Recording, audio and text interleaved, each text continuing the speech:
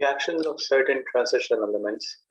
ये बुक के पेजेस तो रिएक्शंस का है, लेकिन चूंकि इसमें काफी सारी चीजें सम अप की हुई हैं आयरन के, कॉपर के और जिंक के लिए, तो मैं इसमें और भी चीजें सम अप करवा देता हूँ ताकि बच्चे एक ही जगह पर चीजें इकट्ठी कर दें। चीजें बुक के मुख्तलिफ पोर्शंस में स्कैटर्ड होती हैं, इंफॉर्मेशन पीसेस होते हैं। अगर एक जगह पे आ जाए तो एटलीस्ट रिविजन ईजियर हो जाती है। We're not going to write much for iron or zinc, but for copper, yeah, we're going to write much. So keep your pencils ready. Iron से शुरू करते हैं। आयरन हमारे पास मॉडरेटली रिएक्टिव मेटल है। आगे चल के आप देखेंगे कि ये रिएक्टिविटी सीरीज के मिड में फॉल करेगा। सो मॉडरेटली रिएक्टिव, ये स्टीम के साथ रिएक्ट कर जाता है, ये एसिड्स के साथ भी रिएक्ट कर जाता है, ये डिस्प्लेस कर सकता है हाइड्रोजन। ठीक है, एग्जाम्पल रिएक्शन उसने दिया हुआ है, डाइल्यूट हाइड्रोक्लोरिक एसिड के साथ एक क्लोराइड सॉल्ट फॉर्म करता है और हाइड्रोजन हमें देता है। ठीक है, इस बात में ये फैक्ट कि आयरन जो होता है वो हमारे पास दो डिफरेंट पॉजिटिव आयंस बनाता है, आयरन 2 आयरन 3, लिहाजा उसे टेस्ट करना अल्कली की हेल्प से, ठीक, ये इंपॉर्टेंट है। उसमें उसने आयरन 2 क्लोराइड का सेपरेट टेस्ट दिया है। उसने हमारे पास ग्रे ग्रीन प्रेसिपिटेट बनाया है, इसे ग्रीन भी कह सकते हैं, ब्लैक ग्रीन भी कह सकते हैं, डर्टी ग्रीन भी कह सकते हैं, बहुत सारे डिफरेंट नेम्स एग्जिस्ट करते हैं क्योंकि ग्रीन कलर के अंदर ब्लैक डॉट्स एग्जिस्ट कर रहे होते हैं और ये जेनेटिनस जेली लाइक प्रेसिपिटेट होता है हमारे पास। Again precipitates are usually heavier than the solution themselves, so they slowly settle down at the bottom. ये भी वही काम करेगा, ये भी सेटल डाउन करेगा बॉटम में। ये प्रेसिपिटेट एक्सेस अल्कली ऐड करने से कोई डिफरेंस नहीं आता, ये कोई ऐसा सॉल्ट नहीं बनाता जो डिसॉल्व कर सके, तो ये डिसॉल्व नहीं करता। हमारे पास जो आयरन 3 का सॉल्ट है उसका केस भी सेम है, उसमें हमारे पास FeOH थ्राइस का प्रेसिपिटेट बनता है, ये रेड ब्राउन कलर का है, ये भी जेलेटिनस प्रेसिपिटेट है और इससे भी एक्सेस अल्कली से कोई फर्क नहीं पड़ता, ये डिसॉल्व नहीं होता, ये ऐसे कैसा रहता है। आयरन इतना ही सिंपल है जितना यहाँ पर दिया हुआ है।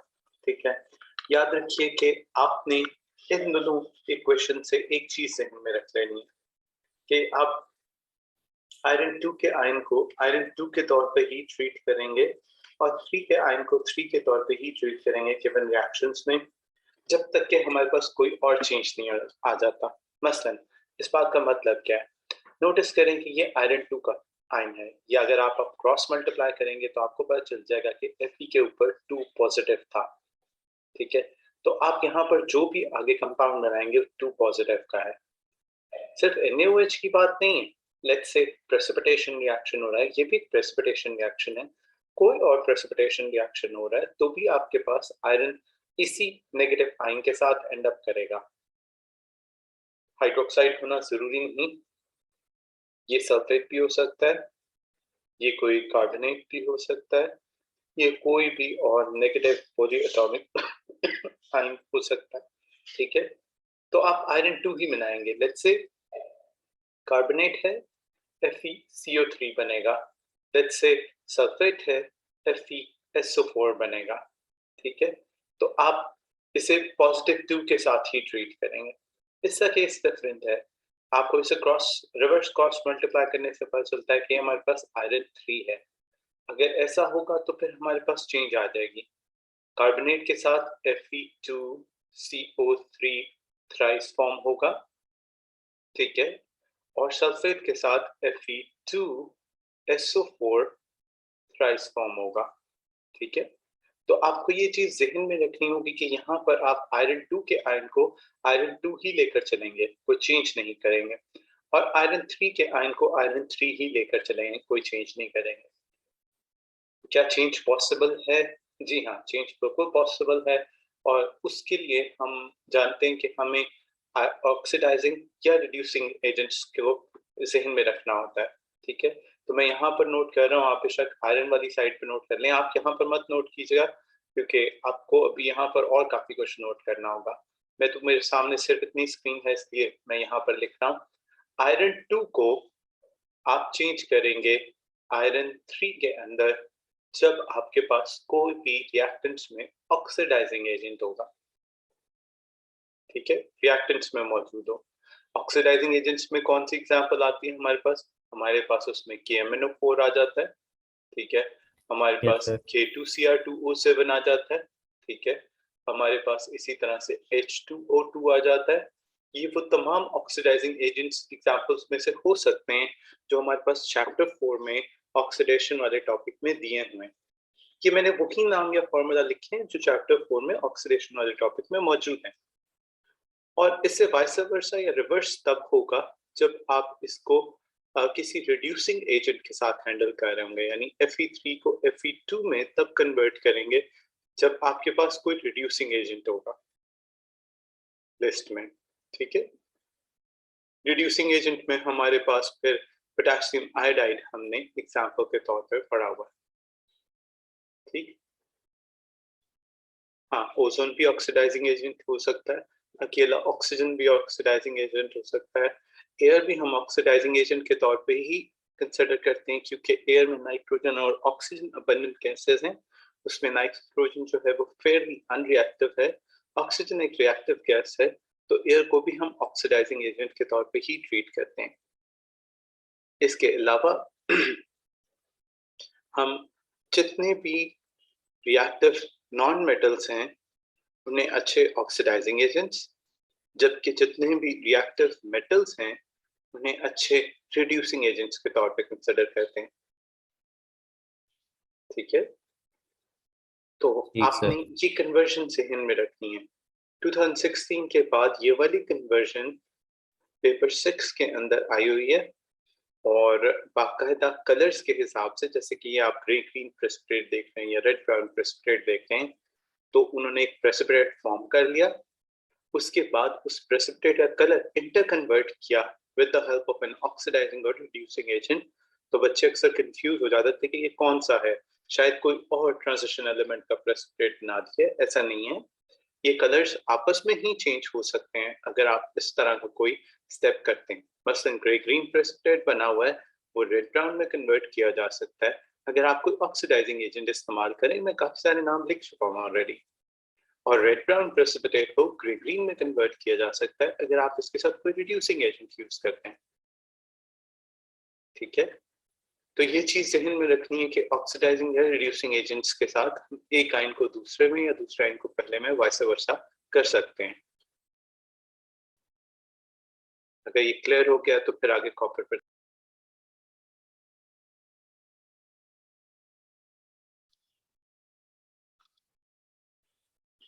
आते हैं। कॉपर के बहुत डिस्टिंक्टिव कलर्स हैं और कॉपर के कलर चेंजेस उसके रिएक्शंस के साथ साथ बदलते रहते हैं, ठीक है। तो कॉपर के केस के लिए काफी सारे कलर्स ये यहाँ पर बताएंगे और जो भी मिसिंग कलर्स होंगे वो मैं साथ साथ खुद बताता रहूंगा, ठीक है। तो कॉपर के केस में सबसे पहले नोट कर लें कॉपर इटसेल्फ रेड ब्राउन है।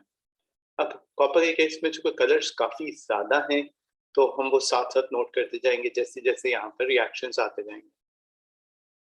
कॉपर लीस्ट रिएक्टिव मेटल्स में से है, ठीक है, ये डाइल्यूट एसिड्स के साथ रिएक्ट नहीं करता, ठीक। तो हम इस मेटल को अगर आप आगे चल के देखेंगे रिएक्टिविटी सीरीज के को बॉटम पे पुट करेंगे, सही। अगर हम इस मेटल को हीट करते हैं एयर में तो ये ऑक्सीडाइज हो जाता है और ब्लैक में कन्वर्ट हो जाता है। सो कॉपर 2 ऑक्साइड जो यहाँ पर बताया हुआ है ये ब्लैक कलर का है, ये सेकंड कलर है जो हम यहाँ पर डिस्कस कर रहे हैं। हमारे पास कॉपर के स्टैचूज या रूफ्स जो कोटेड होते थे हमारे पास कॉपर टू कार्बोनेट में, वो ग्रीन कलर के होते थे। सो कॉपर टू कार्बोनेट या CuCO3, यहाँ पर फॉर्मूला नीचे भी मेंशन किया हुआ है, ये भी ग्रीन कलर का होता है। ये हमें कॉमनली मिनरल से मिलता था, उन्होंने और का नाम मेलाशाइट लिखा हुआ है, ठीक है। तो वो ग्रीन कलर का होता था, इसे हम डिकम्पोज कराते थे तो ग्रीन से ब्लैक में कन्वर्ट हो जाता था और कार्बन डाइऑक्साइड आ जाता, ठीक। तो ये आगे फर्दर हम थर्ड कलर नोट कर रहे हैं ग्रीन के लिए। ठीक सर। सिर्फ यही नहीं, कॉपर को अगर फ्लेम टेस्ट में लिखा जाए तो फ्लेम टेस्ट में ये प्रूफ ग्रीन कलर देता है, ये फोर्थ कलर है। कॉपर के सॉल्ट्स के हिसाब से कॉपर टू सल्फेट जो होता है वो ब्लू कलर का होता है और ये जिलेटिनस लाइट ब्लू प्रेसिपिटेट देता है कॉपर हाइड्रोक्साइड के हिसाब से। ये फिफ्थ और सिक्स्थ कलर है, यहाँ पर इन्होंने सिर्फ ब्लू लिखा हुआ है, ठीक है। ये जिलेटिनस लाइट ब्लू है। अगर आप चैप्टर नंबर 12 में देखेंगे तो वहां इसे लाइट ब्लू कोट करते हैं, ब्लू कोट नहीं करते हैं। ठीक है। ठीक कॉपर सर। के केस में चूंकि हमारे पास शेड्स में चेंजेस आते हैं, तो आप शेड्स अप्रोप्रिएट लिखेंगे जब भी कभी कंपैरिजन हो रहा होगा। अगर एक अकेला कलर पूछा हुआ है और आप उस कलर को जो है ना किसी भी शेड में स्लाइड अप या डाउन कर देते हैं, आईजीसीएसई लीनियंसी शो करता है। लेकिन अगर तो कंपैरिजन में दो कलर्स पूछे हुए हैं, दो कलर्स बड़ी क्लोजली मैच करते हैं और आप उनमें अपने वर्ड से डिफरेंशिएशन क्लियर नहीं करते, तो फिर वो गलती होगा। कैसे, मैं भी समझा देता हूँ। इसके अलावा जब हम अमोनिया सोल्यूशन के साथ इसका प्रेसिपिटेट नाम बताते हैं, तो ये सेम ब्लू कलर का प्रेसिपिटेट नाम है। हम इसे जिलेटिनस लाइट ब्लू प्रेसिपिटेट भी लिख सकते हैं। जब एक्सेस अमोनिया ऐड करते हैं तो प्रेसिपिटेट रीडिसॉल्व करता है और एक डीप ब्लू सोल्यूशन बनता है। अब आप इन दोनों को ब्लू और ब्लू नहीं लिख सकते, या एक को लाइट ब्लू और एक को ब्लू इस तरह से, या एक को ब्लू जैसे यहाँ पे बुक में आप नोटिस करेंगे उसने इसे ब्लू कोट किया तो इसे डीप ब्लू कोट किया। या अगर आप पेपर 12 में जाएंगे तो वहां पर आपको डार्क ब्लू कलरेशन लिखा नजर आएगा।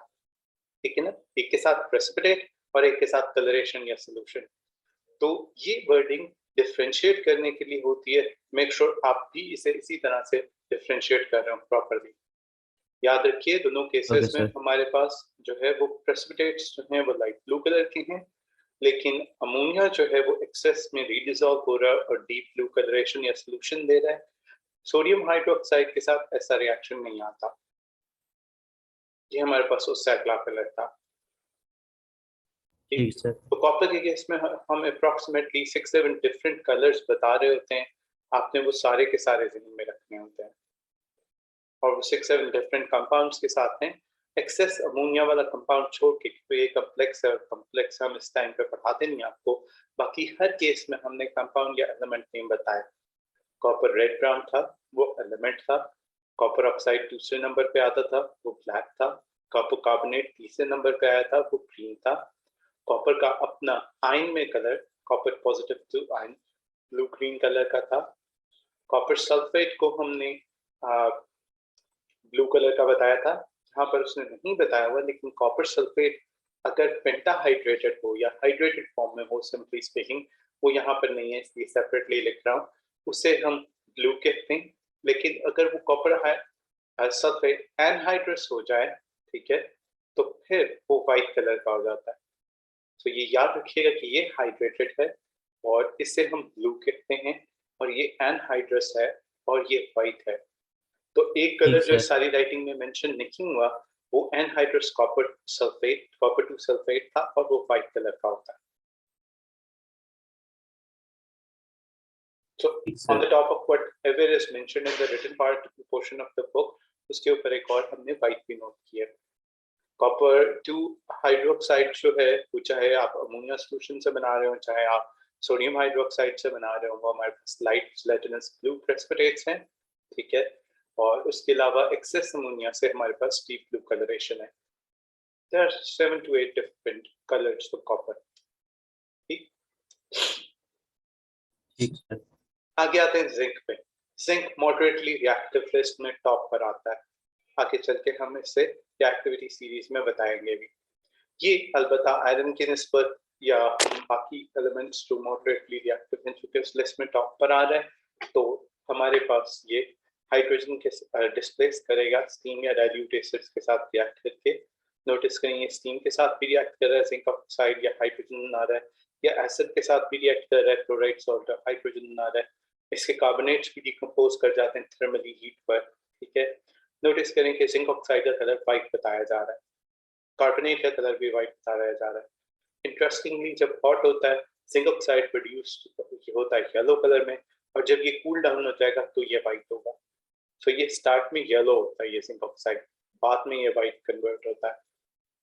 ये चीज याद रखेंगे, अक्सर वर्डिंग में लिखी होती है, इसके बच्चे याद नहीं करते। इसे हमारे पास थर्ड वेरिएंट में एक दफा रेयरली यूज किया गया पेपर्स में, वरना से कम यूज करते हैं। ठीक है। इसके अलावा ये सोडियम हाइड्रोक्साइड के साथ भी रिएक्ट करता है, ये व्हाइट प्रेसिपिटेट बनाता है। द गुड पार्ट इज कि ये प्रेसिपिटेट रीडिसॉल्व कर जाते हैं जब आप इसे एक्सेस यूज करते हैं। सोडियम हाइड्रोक्साइड की एक सॉल्ट में कन्वर्ट हो जाता है, जिसका नाम हम कॉमनली सोडियम सिकेट बताते हैं। ठीक है। अच्छा, अब बुक में यहाँ पर प्रॉब्लम ये है कि ये वाली इक्वेशन हो या ये वाली इक्वेशन हो, दोनों की वर्ड इक्वेशन गलत है। ये सोडियम सिंकेट नहीं है, ये सोडियम ये जिंक 2 हाइड्रोक्साइड है, गलत लिखा हुआ है मैंने यहाँ पर।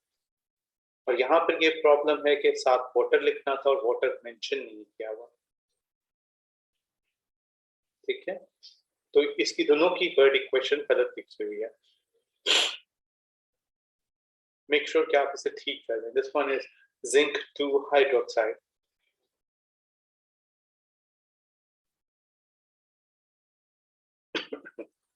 हो गया? Yes sir. जी सर। उसके बाद हमारे पास सिंक रादर सिंपल है, इसलिए इसके ऊपर कोई ज्यादा डिस्कशन नहीं है। बोथ वाइट प्रेसिपिटेट्स हैं जो डिसॉल्व करते हैं एक्सेस अल्कली में, इनको डिस्टिंग्विश भी किया जा सकता है।